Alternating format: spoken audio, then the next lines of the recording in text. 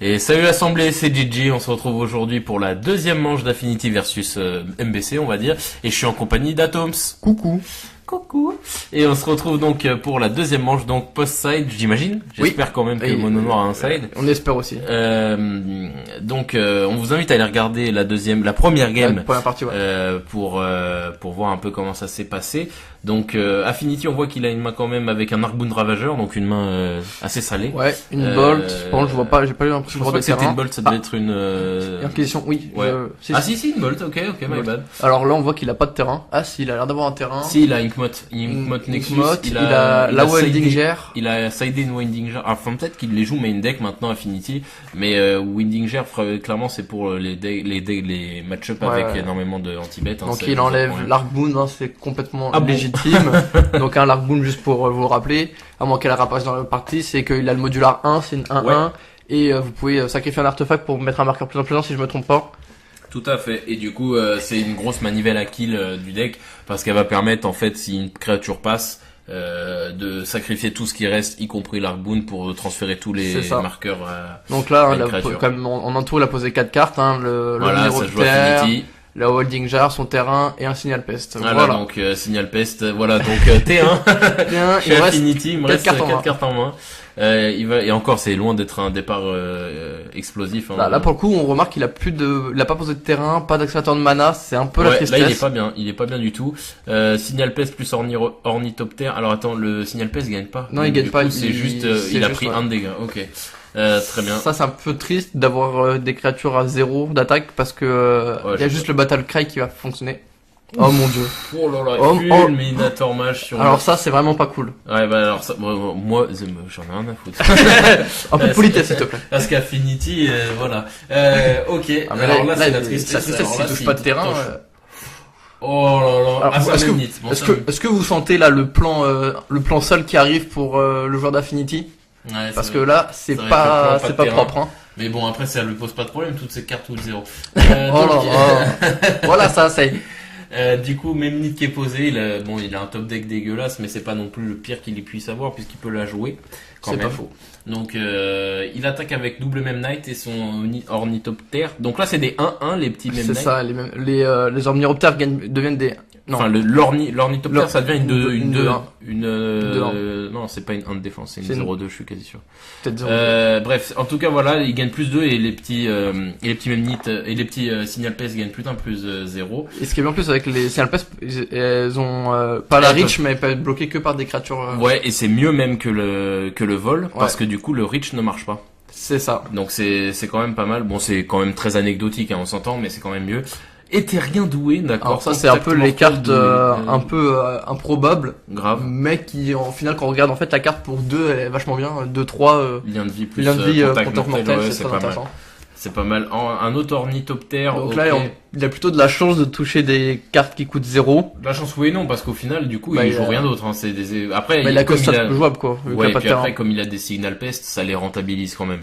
Donc, dans un sens, c'est plutôt correct. Il va bloquer le même Night et regagner des life. Donc, c'est vrai que cette carte est plutôt mauvaise, mais elle a plutôt stabilisé la game. Elle trouve bien sa place dans le deck. Exactement, finalement. Et elle trouve bien sa place aussi dans la situation. Parce qu'en plus de ça, c'est genre sur certains decks il anime le muta. Il préfère animer le muta. Mais attends, j'ai l'impression qu'il joue un deck vampire un peu. Parce que non, pas du tout. Gatekeeper, Mutavolt, pourquoi je joue Mutavolt? C'est une créature en plus.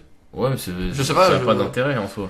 Je sais pas, peut-être qu'il a un plan de side qui fait que c'est bien par rapport à Mutavolt ou d'autres. Ouais, il doit avoir une tribalité quelconque, parce que là on a déjà vu quand même Gatekeeper plus Éthérien doué, c'était 2 vampires. Peut-être, après, c'est la seule créature non vampire qu'on n'a pas vu, c'est Obliterator et c'est son kill, ça peut être très bien c'est pas faux. quelque chose en plus. En tout cas, voilà, il attaque avec l'Éthérien doué, il gagne des life, et il pose, alors non, mort du coup, implacable. Ça éclate complètement ce que je viens de dire.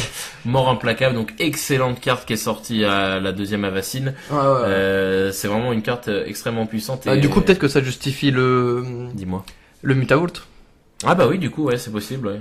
Ben non, parce que Mutavolt, quand il est dans le cimetière, c'est un terrain, quoi. Ah oui. Donc ça fonctionne pas. Mais mort implacable, ok, c'est une carte qui va être extrêmement résiliente et qui va poser beaucoup de problèmes du coup pour Affinity, parce qu'en fait ça va être un chum block infini, ni plus ni moins, parce que quand il meurt, tu vas pouvoir le récupérer dans ta main. Ouais.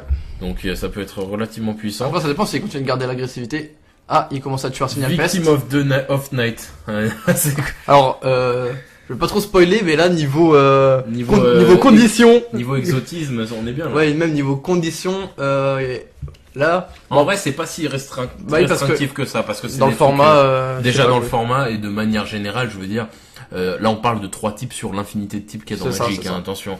Donc, werewolf, vampire et zombie, comme tu le dis, c'est pas ce qui est le plus répandu dans le format. En plus, ce qui est intéressant là, c'est que du coup, il a tué un signal peste, et du coup, le signal peste qu'il attaque avec, il gagne pas de. Ça devient 0, et puis même de manière globale, je le sens à chaque fois qu'il top deck, qu'il espère choper un land, il est là en mode. Ouais, c'est la tristesse là pour le joueur affinité. Oui, tu disais, oui, c'est vrai, et au-delà de ça, c'est surtout qu'il fait perdre chaque signal peste qui meurt. Ouais. C'est plus un qui part sur tous les parce que là les seules créatures. Ah, je remarque quand même, il a oublié, je pense qu'il a dû oublier le Wilding Jar, parce qu'on la voit en boucle, il aurait pu sauver le. Ah, exact, bien vu, il aurait pu sauver son. Alors, est-ce que c'est Fall? Non, je pense là par contre, là c'est un oubli parce que deuxième fois qu'il parce qu'en plus ça lui reste que tiens, il le voit en plus. Il notifie qu'il l'a oublié. Il avait Wilding Jar. Parce que là le truc c'est que ces deux dernières créatures restantes c'est des Omniroptères qui ont 0 d'attaque, qui ont rien. OK. Ah là oui, clairement c'est une erreur. En plus Wilding Jar vraiment c'est il l'a rentré s'il l'avait pas main deck, il l'a vraiment rentré pour ça donc et Liliana of the Veil, bon, je pense qu'elle va clutch la game pour le coup là. Parce que l'air de rien, Liliana, elle arrive à son ulti quand même relativement vite, et ça va pour le coup, je pense, terminer rapidement la game, sachant qu'il a mort implacable et son lien de vie qui va lui permettre d'arriver à un stade de vie complètement débile. Ah, il lui fait sacrifier une créature, ça lui faire gagner des lives et ça tue l'autre. Donc là, clairement, c'est assez étonnant ce qui se passe quand même. Affinity qui est en train de perdre contre un deck ultra exotique. Ah, il a dû se dire qu'un terrain c'était peut-être suffisant. C'est un peu une erreur. C'était une erreur, sachant que bon, sans trop spoiler, il a vu quand même Fulminator dans la 1. Ouais. Donc ça a été une erreur pour moi quand même. Mais après, je pense que c'est peut-être l'erreur. Vu que c'est peut-être la première fois qu'il fait peut-être un tournoi, c'est un peu l'erreur de base de se dire ouais, j'ai un deck qui a pas besoin forcément de beaucoup de terrain, et tu vas garder le terrain. Oui, pour, c'est vrai. Te dire ouais, j'ai que des bonnes cartes à côté, et en fait au final tu te retrouves. C'est vrai qu'Affinity en plus c'est le genre de deck où tu serais le plus tenté de garder des mains à un land. C'est pas faux. Mais là pour le coup il a quand même joué avec le feu. Je répète quand même ce que je dis parce qu'il a vu Fulminator à la 1. Exactement. Et ça c'était vraiment une grossière erreur pour le coup.